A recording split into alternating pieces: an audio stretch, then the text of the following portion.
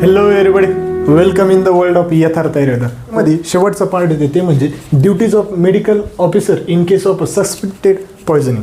आता medical officer जे आपल्याला ड्युटीज बघायचे पॉयझनिंग झाल्यावर. आता याच्यामध्ये कसं असतं मित्रांनो, जर समजा एखाद्या व्यक्तीला पॉयझन झालेलं आहे किंवा एखाद्याने पॉयझन घेतलेलं आहे तर त्याची आपण कशी ट्रीट करायला पाहिजे हे यामध्ये सांगण्याचा प्रयत्न केलेला आहे. तर बघूया. तर याच्यामध्ये सांगितलेलं आहे की जर समजा पहिलं पॉईंट असं सांगितलेलं आहे की लेस फॅसिलिटी हॉस्पिटल जर असेल तर त्यामध्ये पहिले फर्स्ट एड मेजर्स द्यायचे आणि त्याच्यानंतरच ते पॉयझन पेशंटला समोरच्या हायर मेडिकल ऑफिस सेंटरला पाठवायचं. अशा पद्धतीने त्यांनी पहिली स्टेप सांगितलेली. नंतरची नेक्स्ट स्टेप त्यांनी सांगितलेली, जर समजा अटेंडिंग मेडिकल ऑफिसर जर समजा should collect preserve evidence collect करायला पाहिजे.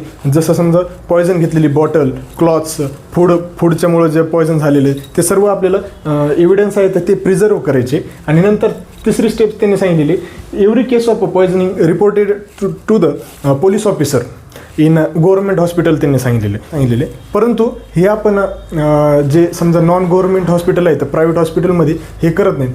पण जर समजा त्याच्यामध्ये पर्सनची जर डेथ झाली तर तशा वेळेस पोलीस ऑफिसरला आपण इन्फॉर्म करू शकतो. याच्यानंतर नेक्स्ट स्टेप त्यांनी सांगितलेली की all collected evidence should be handed over to investigating police officer in properly sealed कंडिशनमध्ये पाहिजे. म्हणजे जे आपण इव्हिडन्स कलेक्ट केलेले आहेत ते इन्व्हेस्टिगेटिंग पोलीस ऑफिसरला प्रॉपरली सील्ड कंडिशनमध्येच आपण द्यायला पाहिजे. नंतरची त्यांनी स्टेप सांगितलेली की record dying of serious and conscious poison patient.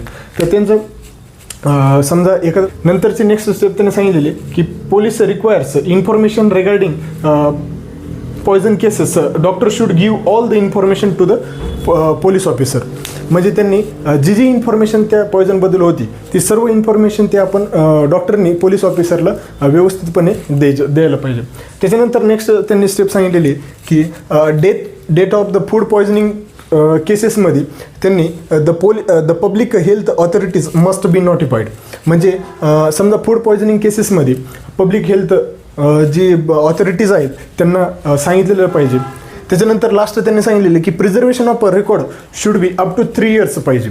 आणि जर समजा ते पॉयझन केलेल्या व्यक्तीचे जर फॅमिलीने जर ते रेकॉर्ड जर डिमांड केला तर ते विदिन 72 hours मध्ये ते दिलेलं पाहिजे. अशा पद्धतीने ह्यांनी ड्युटीज ऑफ मेडिकल ऑफिसर सांगण्याचा प्रयत्न केलेले. तर थँक्यू व्हेरी मच.